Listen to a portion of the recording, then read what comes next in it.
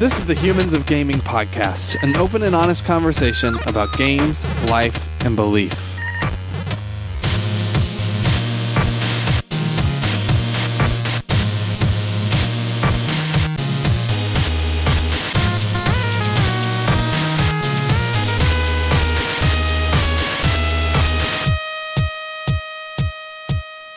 Hello and welcome to Humans of Gaming. I'm Drew Dixon. I'm the Chief Content Nerd at Love Thy Nerd, and I'm joined, as always, with Chris Gwaltney. Hey, Chris. Yo, I'm Chris. I am the Chief Executive Nerd with Love Thy Nerd, and Drew and I get the pleasure of hosting this podcast, Humans of Gaming, where we invite people that make and work on these games that we love so much. We get them on here and ask them about their deepest, darkest fears and dreams and desires and all that good stuff. Really just with the intent to get to know them as people, you know? Interviewers are always asking these folks about the thing they made, but they don't often ask them about who they are as people. So that's what we try to do. And you made it sound like more even scarier than it normally is. Like their deepest, darkest. That was the point. Yeah, I was trying to. So that's fun. I was trying to scare our guest. I don't scare easy. We're joined by Teri Litorco. Hello. And you want to share your deepest, darkest fear?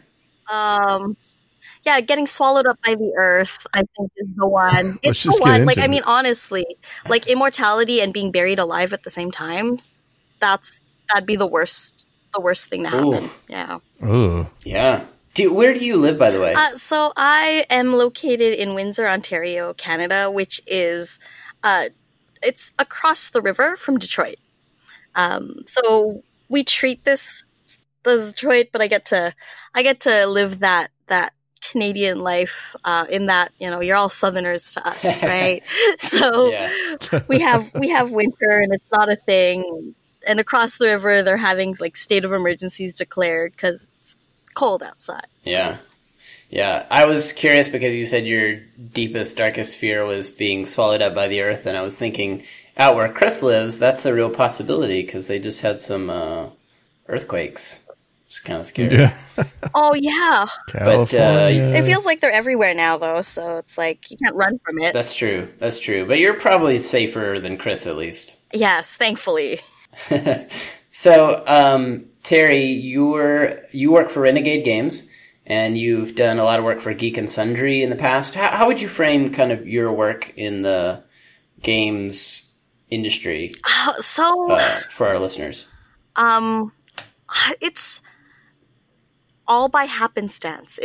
To be perfectly honest, I have been so fortunate. This isn't a thing that I necessarily like aimed towards or geared towards or like, you know, grew up telling my high school counselor, like, I really want to do this. Like, I still don't. I'm not the kind of person who designs games. I'm not, that seems too scary for me. Games are too beautiful a medium, and my brain does not work that way. But I've played games all my life. My father taught me how to play chess when I was like 5. So he used to hustle on the streets of Manila playing chess with people, and that was his game. And so I learned early like an appreciation for you know, strategy games. And then I took a summer job working for a game company called Games Workshop, where I worked in a mall in university. And that's that's Warhammer, right? They do Warhammer. Yeah. So I sold Warhammer in West Edmonton Mall in university for a summer, and that was in the middle of like their Lord of the Rings boom too, when Lord of the Rings the movie and the game were selling like hotcakes. Yeah. It was like the height of miniature wargaming in that kind of epoch, if you think of it in that kind of, you know, timeline of that company. And so because I had been playing Warhammer in the store, it was really the first modern hobby game I ever got into. Jeez. So, yeah. That's diving in head first right there. I had been so my boyfriend, who's now my husband, at the time I discovered it, and I found these miniatures in a box in a corner in the closet somewhere, and I'm like, what the heck are these? And we spent most of our like high school courtship time playing StarCraft. So, and he had Tyranids and Space Marines, and these are all very familiar to me. And so I was like, what is this? And so he introduced me to the game when we went to university. We started playing at the local games workshop. I got the art, like back then it was like really strict. Like you had to have your armies fully painted, 3 colors minimum, bases had to have like Really? primer. Yeah. So that was like tournament rules or what? That was to play in the store. Oh, like if you wanted to show up for the drop-in games on Thursday nights or their veterans nights, you needed to have fully painted models. So I spent like 6 months painting miniatures. Wow.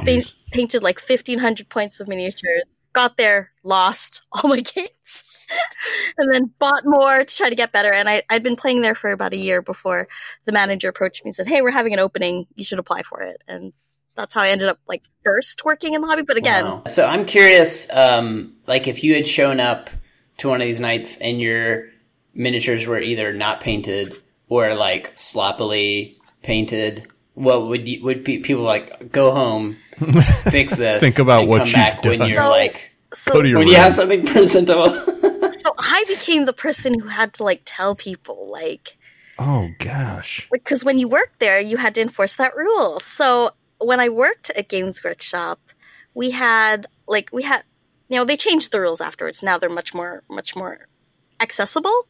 But at the time in the store, because we had this rule, so someone would pull out miniatures. If they weren't painted, usually their opponent would say, "Hey, your minis aren't painted." They'd flag a staff member. A staff member would come in and say, "Yeah, unfortunately, you've got to get your miniatures painted. Come over to the painting table. We can show you like tips to get them done."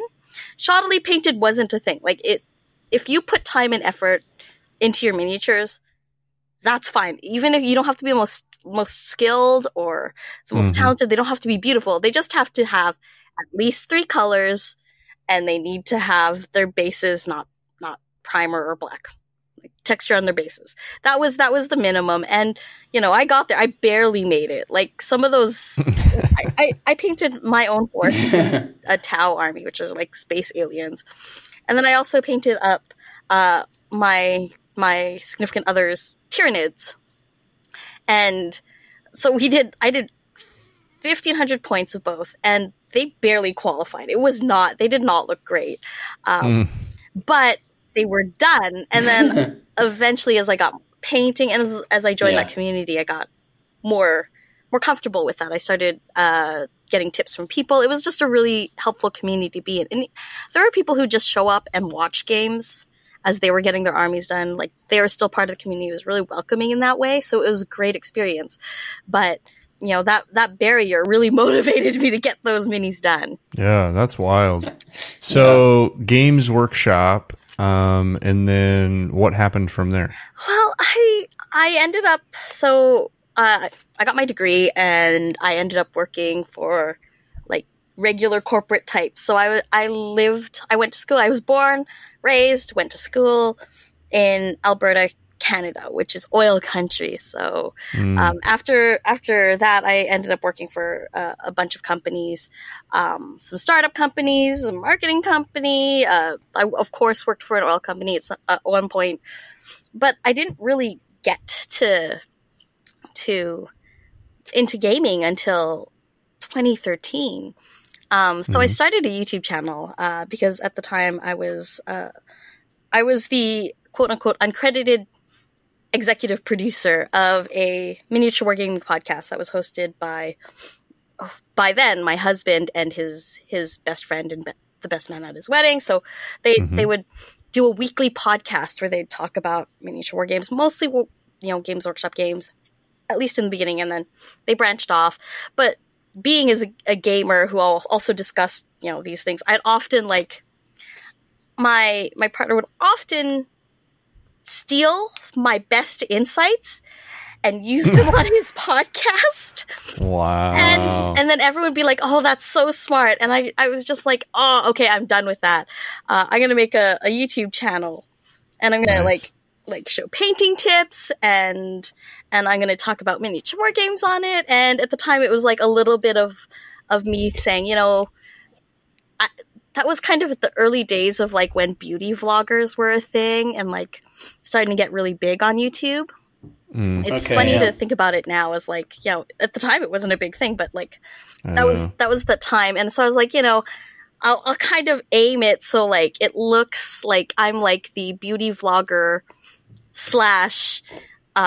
Rachel Ray / Martha Stewart of miniature games. That was my goal. I was just trying to make videos to show people. There you go. It was easy, it was accessible, and like I could be your best friend. We can like talk about makeup, but we're talking about minis. It's cool.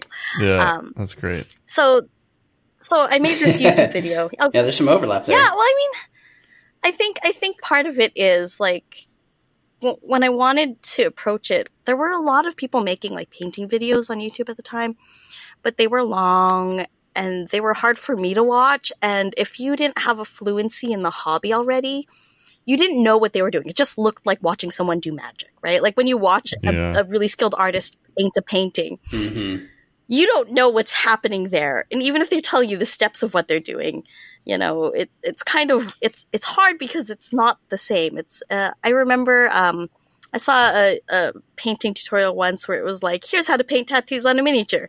Step 1, paint the flesh tone on. Step 2, paint your design on. Step 3, shade your design. You're done. And it was like this incredible, like award-winning studio paint tattoo. And it's like the least useful tutorial. I was like, nobody can do that. Right. Yeah. And so I wanted to make content that was the opposite of that. Like, hey, you want to know how to dry brush your miniatures? Here is how you do that. This is the most basic technique. You want to know how to thin your paints with water.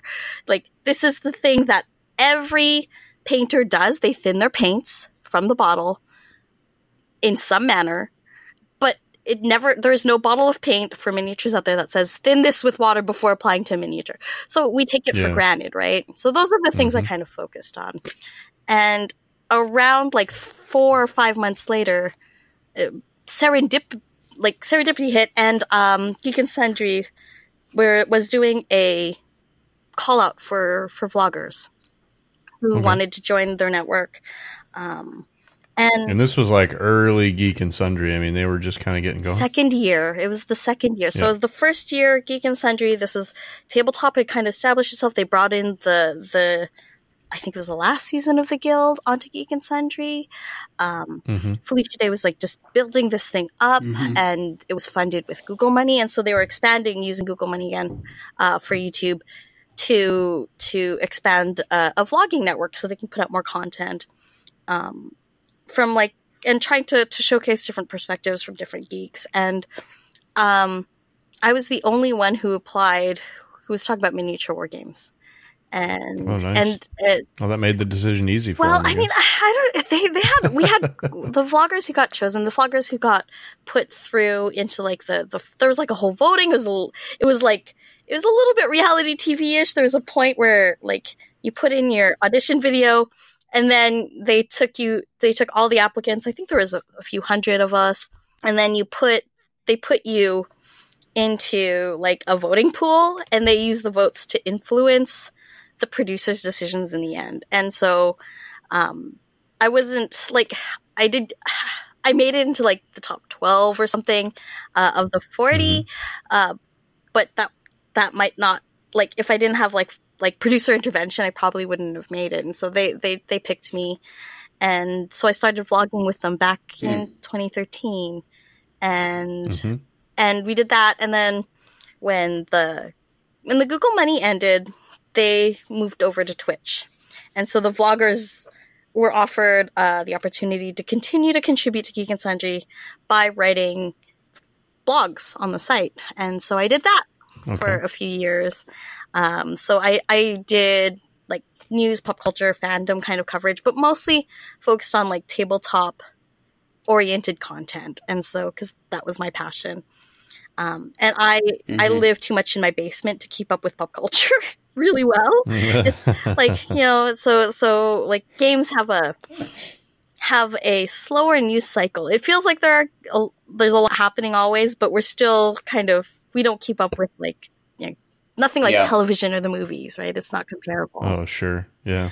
So I did that for a few years, and then after a couple years of that, I got a book deal, and so I wrote a book on tabletop gaming, and around that same time, Geek and Sundry said, "Hey, we need someone to help out on the editorial side of the site. Would you be interested in editing for the site as well?" So I became a contributing editor around the time that about 6 months after my book released. So it was really I kind of fell into this thing. Everything was coming up, Teri, man. I'm really lucky, and so up until March, Sundry, I was managing all the editorial stuff on the site for the last year and a half. Before that, so I was just turning away, covering tabletop, helping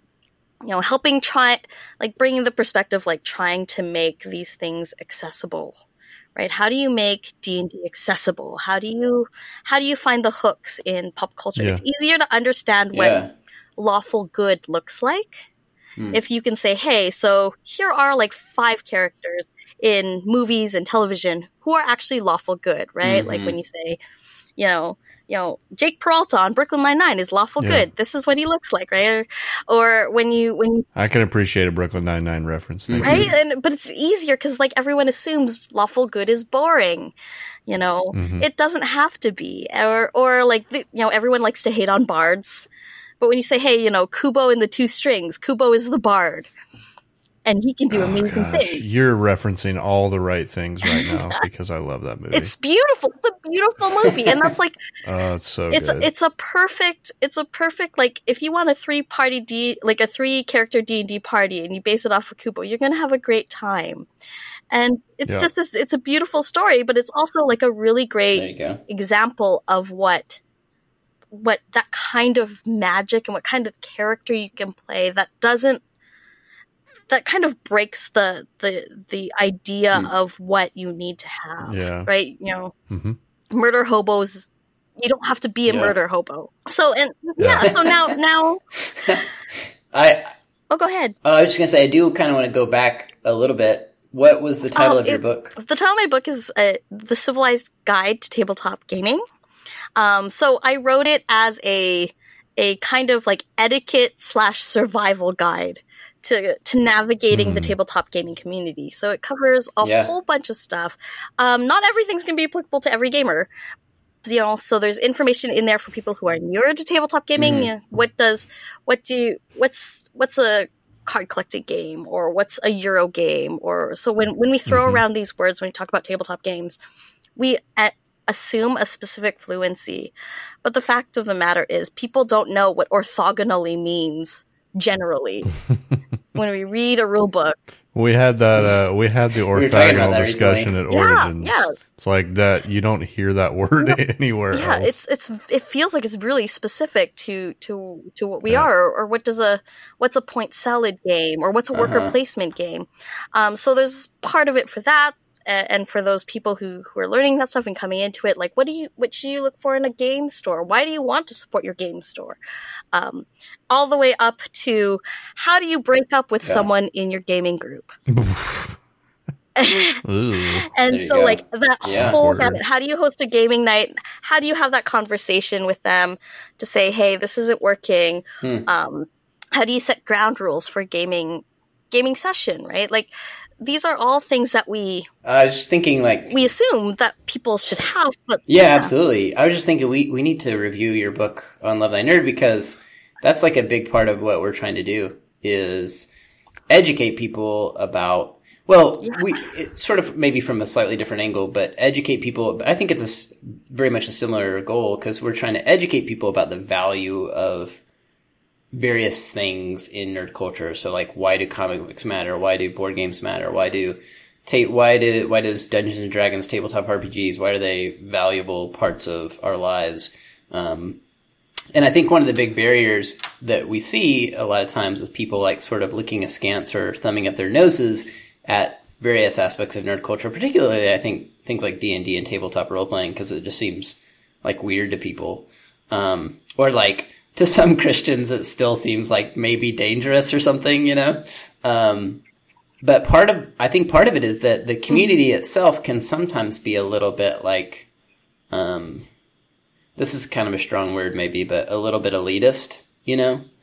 And so having a resource like your book is massively helpful, I think. You know, I think that's so true, because I mean, I think when it comes to, like, especially like even breaking misconceptions about tabletop gaming, about D&D, like video games went through this 20 years ago, right? We don't, you know, tabletop games have been around for longer, but they haven't been as immersive, as narrative. They haven't been in worlds that resembled the worlds of video games until very recently. And so, you know, we're at this point now again where those misconceptions kind of like we're still combating that. And because EB Games now, or GameStop, they're selling board games in their store too. Like it's hard to untangle them, right? So those misconceptions can bleed into each other as well. And so part of it for me is trying to show why gaming can bring people together, trying to show people. One of the things I cover is how to effectively teach games to kids, and how to raise a gamer in the sense of, like, you know, there are a lot of families who use tabletop games as a way to like have a family night, right? They can kind of turn off the screens. They can all enjoy each other's company. What do those games look like? How do you teach someone? My daughter's been gaming since she was three years old. We started with very simple games, and now she's playing like mid-weight Euro games with us at the age of 10. So she's playing like Architects of the West Kingdom and Raiders of the North Sea with us. So, but like that fluency didn't happen overnight, right? And so like we kind of built her up. But if you don't know how to do that, if you don't know what kinds of games or what you want to look for in a game to build that experience and build that fluency, and also make sure that everyone has a good time. Like when you introduce a game, whether it's to a child or to a friend who's an adult, or my parents, for example, whose experience with modern board games is very limited, because they have very strong associations to gambling with gaming. You know, for obvious reasons. My father hustled playing chess, but like when my mother sees dice and cards, she associates it with gambling and being a very Catholic, very devout, traditional, person of an older generation. She's a septuagenarian. It's wrapping her mind around that experience is different for her. So accommodating that experience, it's really interesting to see how that works. But you need to know how to do that. How do you effectively introduce people to games so that they have a good time? Yeah. So, Games Workshop, Geek and Sundry, and now you are with Renegade Games. I am. Speaking of Architects and Raiders of the North Sea. I just played Raiders of the North Sea with like all expansions the other day. Oh, nice. It's a hell of a game. Yeah. I mean, you have to say that, but I can say it, and it's, unbiased. That's total, right? I mean, I think that's the thing when it comes to these games, right? So I played Renegade Games before I was employed with them. I tell this story all the time. Gravwell was the first Renegade Game studio game I played.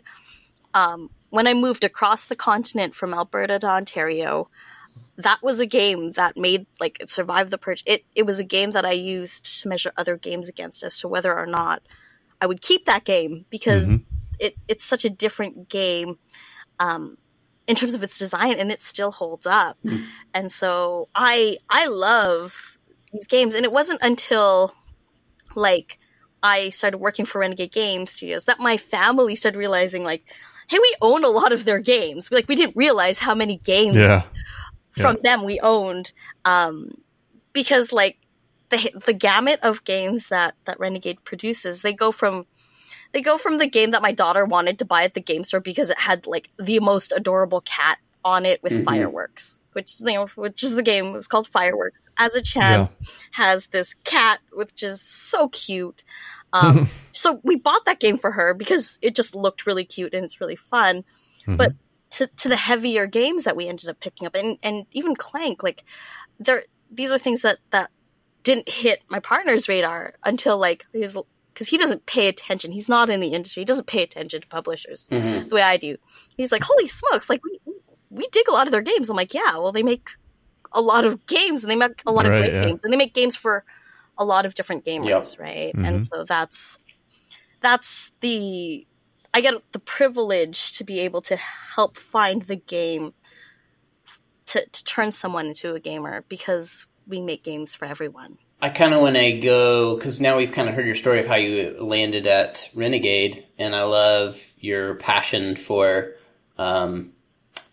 helping people find the right game for them so that they'll want to become gamers, because I think playing games does make us like more thoughtful, better people at the end of the day. But how did you get there to that, to that place? So I want to go all the way back to the beginning. You said you grew up in Canada, right? I did. So I was born. I was the first in my family born in Canada. So my parents were born in the Philippines. They had my brothers there, and they immigrated when my brothers were very young. And then 14 years after my youngest brother was born, I showed up. And hey. Yeah, so it was unexpected treasure. Yeah, it was a surprise to a pair of I like to tell my parents all the time I kept them young, right? They were, my mom was 41 when she had me, and so growing up I had to navigate this generational as well as this cultural gap. The world she grew up in, the world she expected, and the world I was growing up in, especially being born when I was, growing up in the 90s and then into the 2000s when the world was changing significantly. And she was in her 50s trying to keep up. I mean, she always had me, I always made sure she knew how to check her email. So that was great. She was managing her own website at 60, which is fantastic. But there was this gap that we were always trying to navigate, and my brothers helped significantly with that. So I got to get to get the best of both worlds, right? So I got to grow up with a strong sense of heritage and a strong sense of tradition. But I also get the benefits of modernity, which is really nice. Yeah. So what brought... And you mentioned earlier...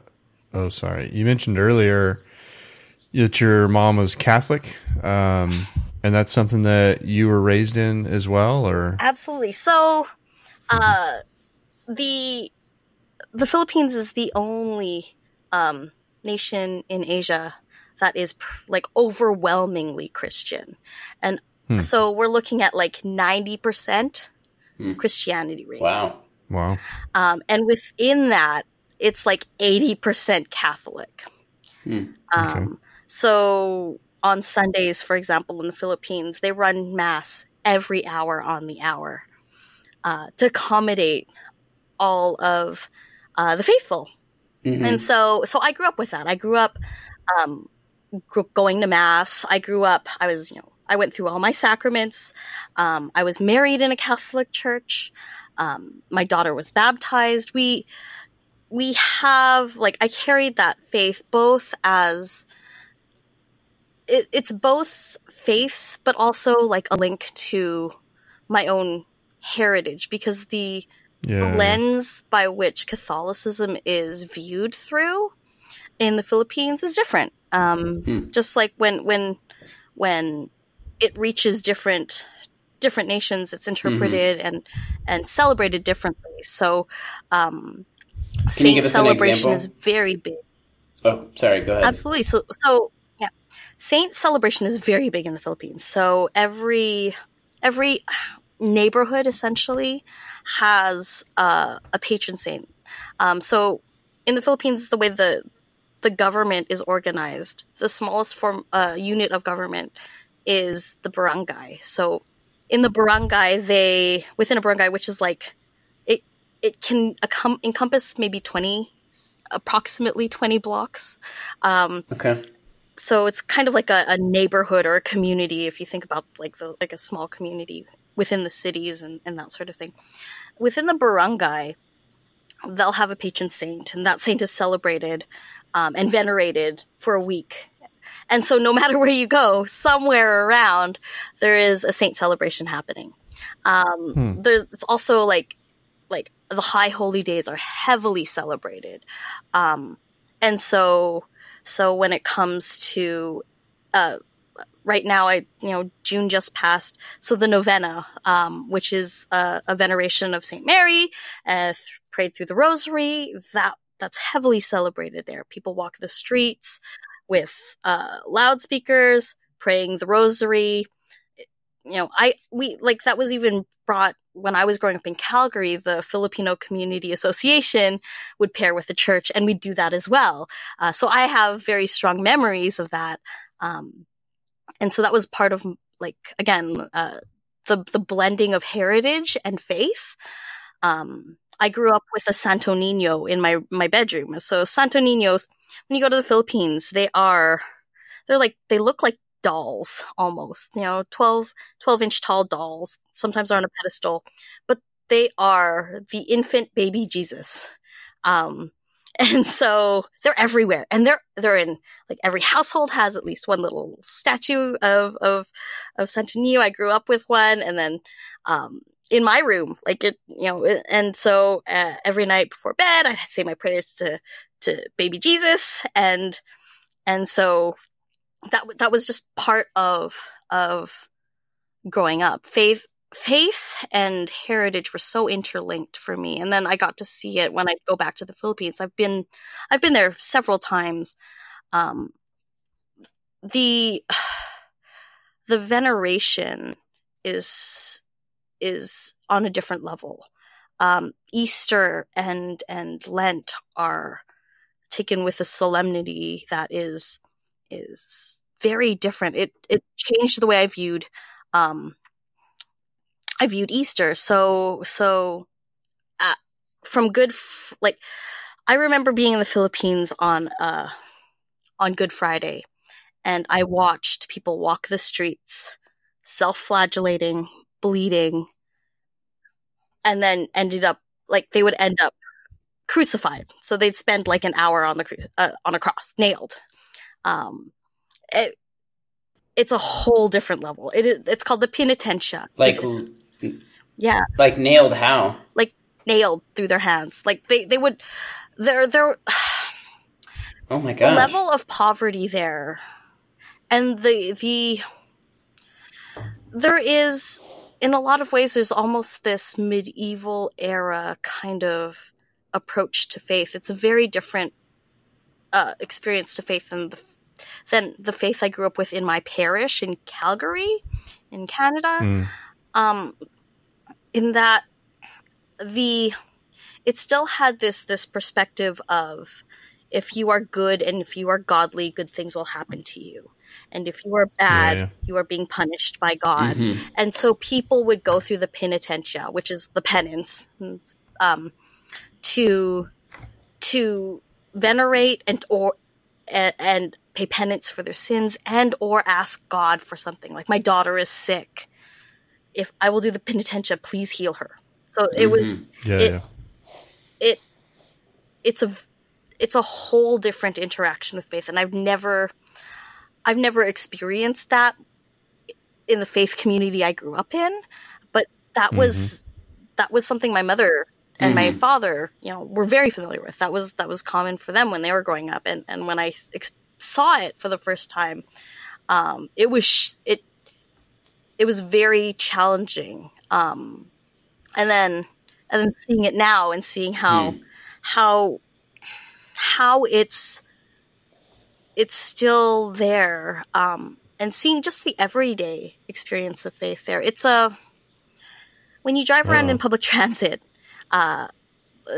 transit out there, like everyone shares. It's not like Uber. You take a little jeepney or you take a little bus and you go around, and they're kind of private run. So like they're all the time. There's no schedule. You just jump on it when you see it.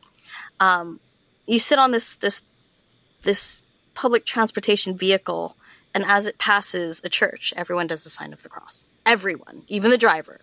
And you'll pass like 6 or 7 churches because they're everywhere. It's just, and this is like on a 15-minute trip, and this is just the normal way of things there. And so, seeing how it is in every aspect. The things I grew up with, visiting my parents' Filipino friends, I go to their houses and it was normal for them to have a 7-foot tall statue wood carving of St. Peter at their door, or a little grotto of St. Mary in their backyard, like with a 4-foot tall St. Mary. Like these are all normal to me, and it wasn't until I kind of made friends with people and visited their homes outside of this specific heritage that I saw like, no, this is different. This is special to how we experience and live our culture and faith. So. Yeah. That's interesting to me to hear your story, because I think you seem to like have some concerns about some of these kinds of things at the same time, but a great like veneration or respect for them. And I think a lot of people like grow up and then they look back at their faith tradition or things and only see the things that frustrate them or annoy them. And you know what I mean? And like kind of break ties with it altogether or something. But you seem to have managed to, I don't know, to both have some... Yeah. Is that fair to say? Like you have some genuine concerns about some of these things, but at the same time, a great respect for the heritage and the meaning behind a lot of these rituals. So I grew up in when I was growing up, I was an altar server. I went to Catholic school, so I was raised in the faith, as a Roman Catholic, and so. But seeing it both feel so alien to me, but so intimate to other people, was a very eye-opening experience, right? To be able to see lived faith in that way was very different, and so. In the Philippines, where my father was born. So my father actually studied at a seminary for a while. He was supposed to be a priest. He didn't end up, thankfully, for me at least. Oh, wow. Because the chess hustling priest. So, he ended up being a mechanic, which got him his ticket to Canada. So I'm grateful on all sorts of fronts. But in the region where he was born, the first son goes to God. So normally what would happen is your oldest son would become a priest. That was just a thing. It's one of the reasons why the Philippines they export people, right? So the exportation of you'll see nurses, you'll see nannies, you'll see caregivers, and you'll see priests come out of the Philippines in the Roman Catholic faith, because that was in the particular region. That's just how that goes, and I cannot extract the elements of heritage that I feel proud and associated with, that are intrinsic to my identity, from the challenging parts of faith. I mean, I think there are some people who are the colloquial term I've heard is ham and eggs Catholic. Right, where you have your Easter and you have your Christmas, and that's just that's how you live the faith, and you kind of pick and choose. I can't look at my relationship with my faith without seeing the challenging elements of it, as well as like the important cohesive elements of it, right? Yes, Catholicism is part of the reason why it's so dominant in the Philippines is colonialism, and there are challenging problems with that, of course. Yeah. But at the same time, there is so much good that enriches people's lives through that faith that you can't extract the history and like, I'd rather see something holy and appreciate it, but also have those reservations rather than just like, I can't throw the baby out with the bathwater, right? Or it's like trying to cut the baby in half, right? Like, you can't do that. So I'd much rather approach it with the recognition of like, yes, there are challenging, problematic elements, but yes, it does so much good. And when you quantify it, right? I mean, when I lived a period of time in my 20s where I questioned and where I went through my own path to try to find personal identity validation, and like in that, I had to interrogate everything, right? So you cannot look at the impact of Catholicism in the Philippines and not also see the important work that is happening there, and see how it helps create community and cohesion, and see like the saint veneration that I mentioned, right? Like, that's just part of culture there, and it helps bring communities together. Yeah, I really appreciate your perspective, because I think, like, especially in the States, like, there can be this like real, I mean, I get this from some people in my extended family, like, when they think of Catholicism, they think the scandals here in the United States.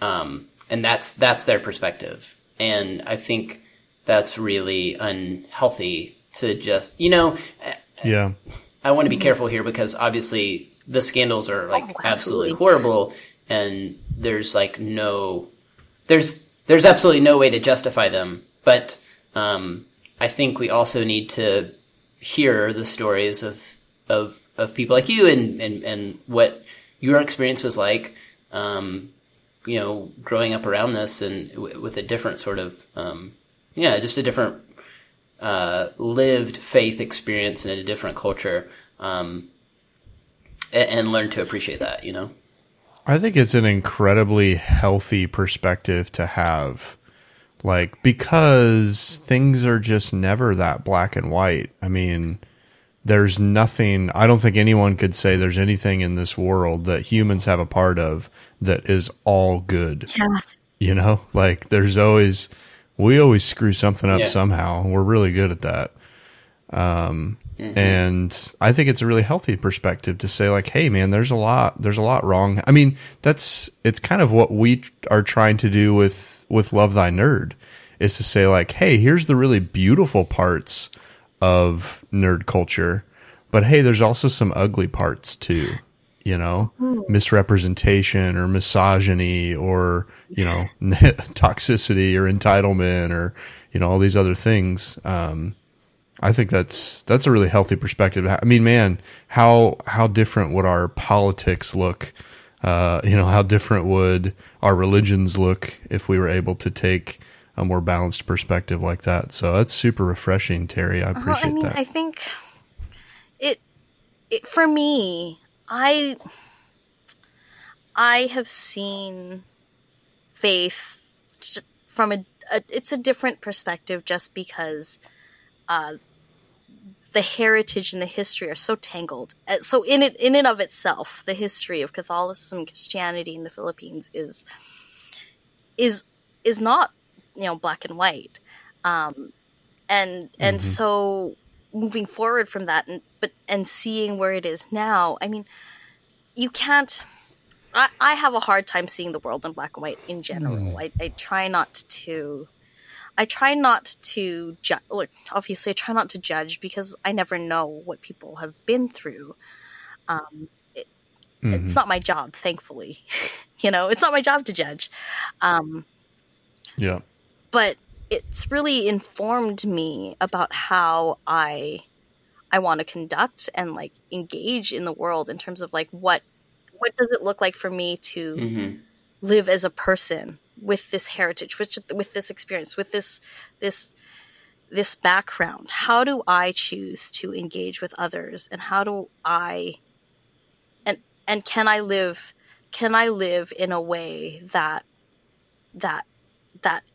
if parts of that are right, if it's Santo Nino, if it's Saint Peter at the end, like what does that look like for me? And if I can live a way that I don't have to feel like that weighs on me, that worries me, if I don't have to live in a way, if I can live in a way that I don't have to stress about that, where I can feel good about those actions and I can feel like I am showing compassion and love and recognize the parts of my own identity and history, and pay homage to that.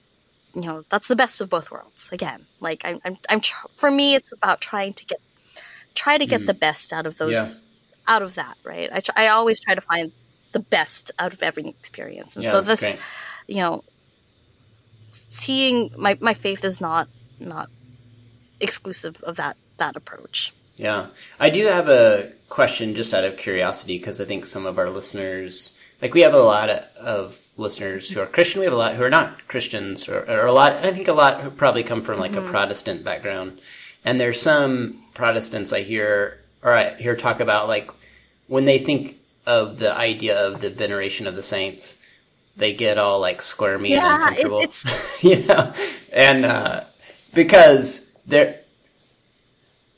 their perspective is like, is that worship? Like, shouldn't we only worship God and Jesus? Worship the Trinity. So I just but you don't talk about it in that way. So I'd just be curious to hear you. Like, what would you say to somebody who's like weirded out by that or whatever? The way I understand and the way I have always engaged with saint veneration has always been when it's like asking a friend to send good thoughts, right?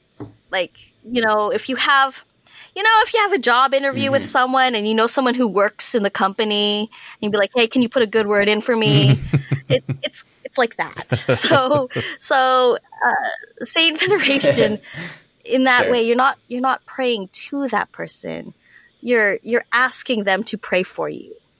So instead of like, this is something that's very common with a lot of Christians, like in Christian communities, you send thoughts and prayers. We share that, right? We share, if someone's challenged or needs help, you pray for them. If we believe that these individuals who are blessed, who are holy, are existing eternally, if we ask them to pray for us, maybe we can get a little bit of help on that front. And so that's always been my approach to viewing it, and that's how that's how it's always been framed to me growing up in it, right? We're not praying to the saints. We're praying we're asking them to pray for us. And I think there's something really beautiful that maybe behind that a lot of Protestants maybe lose sight of, and I think it's that just a awareness of the faith of those who went before us, and their like you talked about earlier, their lived faith experience. That's, I think, maybe because some Protestants get real squirmy about that idea, like they maybe don't give enough thought to and don't like regularly feel connected to those previous generations of faith. Right? So I appreciate I enjoyed hearing your perspective, because it made me think like, my grandmother was very devout, in her faith, and she's passed away several years ago now. But I don't spend a lot of time like thinking about that or looking back on that, on her lived faith experience and trying to gain benefit or it's learn interesting from it. to see. I mean, like the evolution of how we approach faith. The way that I can't extract heritage and history from my faith experience. I think it's really challenging to unweave and untangle, the history of faith in a world where politics and power also existed, and struggles for the democratization of that, right? It wouldn't have been too long ago where I would have heard Mass in Latin, which is as a thought now, to feel that distant from scripture is totally crazy to me, as a person to think of that idea, right? And so and why anyone would want to keep access away from that. But at the same time, that happened. that was a thing that happened. It was an issue. Yeah. It was a big deal. And so I get that. It's hard to understand and necessarily see faith from that perspective of looking back on how people experienced faith and practiced faith. But when I think about my own lived experience, that's the only perspective I have, right? So I can try to navigate from that perspective, and it makes it makes it easier. Sure. And if it makes people uncomfortable, in terms of like the practice of my own faith, I'm happy to talk to them and explain like what that looks like and why it looks that way. But I don't think anyone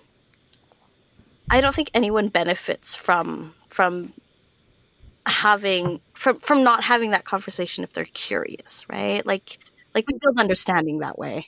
Well, now you have this podcast where you explained everything, so you just tell them to listen to this podcast, and then they can come back to you. Right. So, right. Yeah.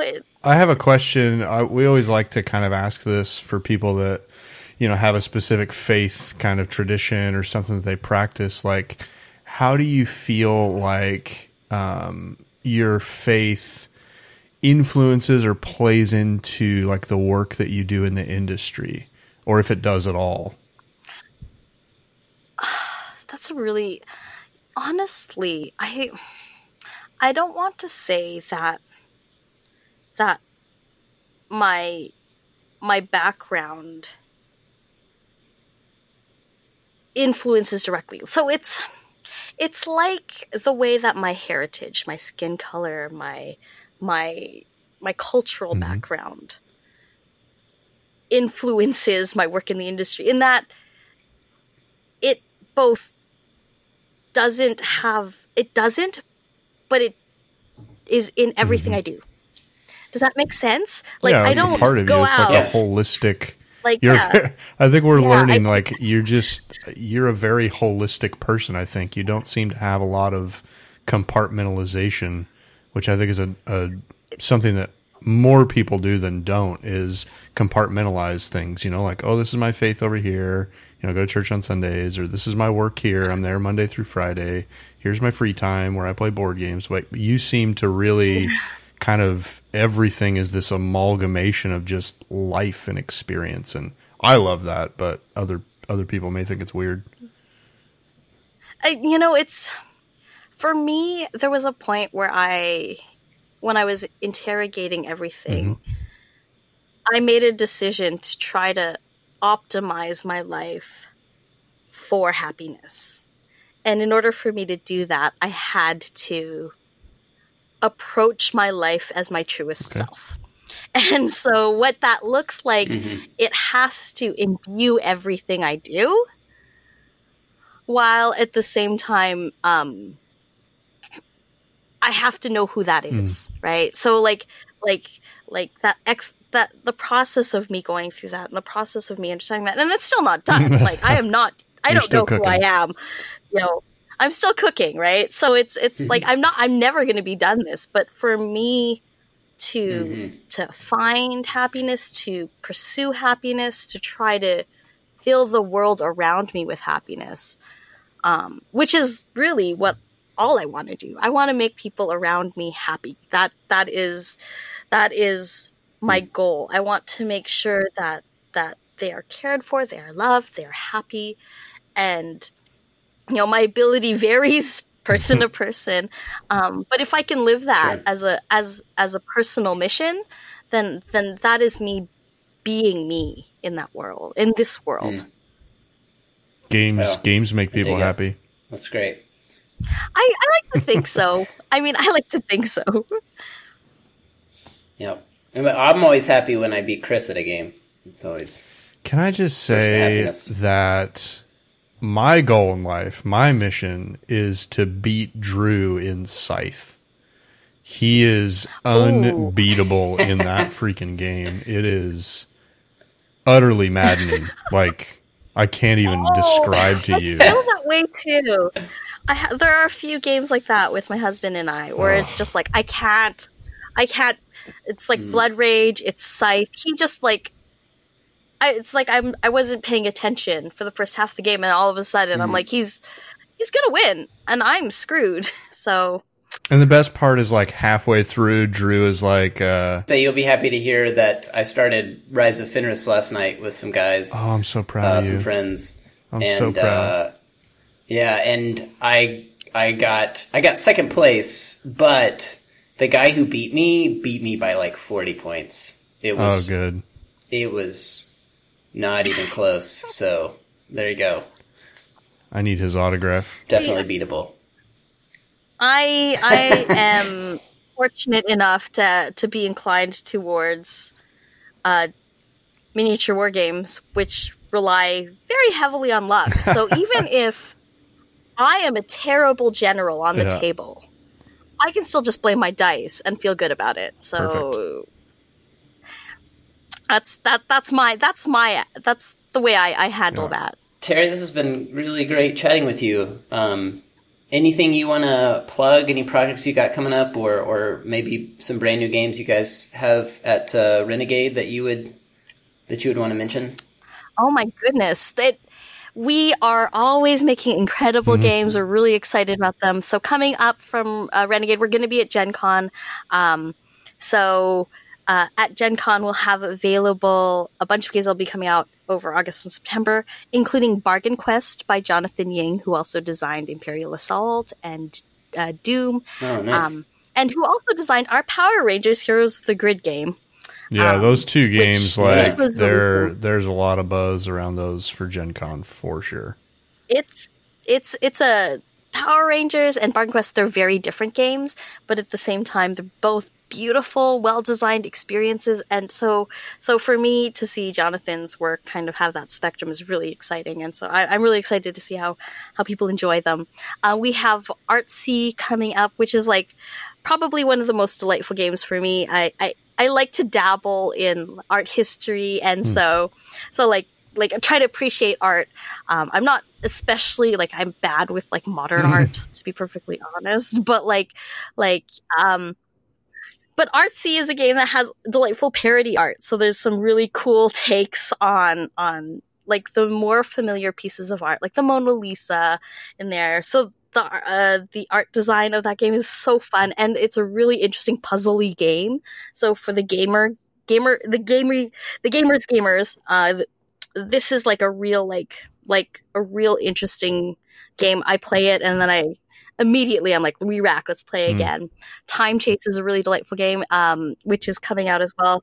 If you're a trick-taking fan, Time Chase it's a trick-taking game where can go back in time and change previous tricks. And so there's a really cool twist there in terms of that game, and that it's so cool. And so like I feel like, you know, everyone plays these old, like, everyone assumes trick-taking games are stodgy because there's associated with like hearts and bridge and Kaiser. This is one of those games that it turns that idea on its head, blends it with science fiction, which is really cool. And we're going to have a whole bunch of other announcements happening at Gen Con. So keep your eyes peeled. If you're a fan of Renegade Games, follow us. We've got a bunch of games that we're going to be announcing, we'll have a special preview night on the Friday night for fans to come in and check out some of these new games that are coming out later in the year, including games like Paladins of the West Kingdom. And so if you're a fan of Raiders of the North Sea or Architects of the West Kingdom, it's definitely worth checking out, as well as a bunch of other games we're really excited about. So not much is happening. That's great. Definitely. We make games for everyone, but in order to do that, you got to make a lot of games. What time will the preview thing be at Gen Con? So the preview thing, our preview event is happening at room 139 on Friday night, starting at 8 p.m. So if you look for the door just outside, like the exhibitors hall, there's a hallway. Look for the door that is covered in Terror Below worms. Terror Below is another one of our releases happening at Gen Con. It's designed by Mike Elliott, who is like super amazing. He's a Hall of Fame, game designer, incredible design, really fun game. So if you look for big, like, teeth, scary, creepy worms outside the door, I always do. You'll know that's the Terror Below. That's Terror Below, and you can come by there. We'll be making the announcements promptly at 8. It's not we're not going to have like a big long presentation. It's going to be like a pretty quick presentation with some announcements. But then we're going to have a lot of these games to preview on the tables that are not available to try any other time at Gen Con. We'll definitely try to make it out to that. We'll be at Gen Con, so sounds like a lot of fun. Definitely encourage our listeners, if you're at Gen Con, go check it out as well. And you and Renegade are both on Twitter. You want to give us those Twitter, or what's the best place to find you online? Is it Twitter, or if people want to connect with you, follow what you're doing? Twitter is great. I'm at that Teri girl, Teri, only one R. So, or you can find me on Facebook if you do a search for Wargamer Teri on Facebook. You can see some of the stuff out there. But cool. Instagram is where I put a lot of pictures of my miniatures up, and that's that Teri girl as well. And Renegade Game Studios is on all the social media platforms. So it's Play Renegade on Twitter, Play RGS on Facebook, and Renegade _game_studios on Instagram. Well, thanks so much for coming on. This was really, really enjoyed chatting with you and hearing your perspective and about all the really fascinating work you've gotten to do in the games industry as well. It was a blast to hear about. So yeah, and you can follow Love Thy Nerd on all the social medias. Just search for @LoveThyNerd. On Facebook, you might want to also join our community. Just search for Love Thy Nerd Community and ask to join. And once we are sure that you're not a robot, we'll let you in. I believe that's about it for us. We have a whole podcast network. Go check them out. We have a comic book podcast, which is called The Pull List. We have Free Play podcast as well, which is kind of gets into all areas of nerddom, and is just a super fun listen as well. So go check those out. Check out lovethynerd.com for great articles, interviews, features that will educate you about why nerd culture matters and how to engage it thoughtfully, in a way that we hope will be life-giving for you and life-giving for the people around you. That's about it for us. Thanks again, Teri. This was great. Thank you. Thanks, Teri.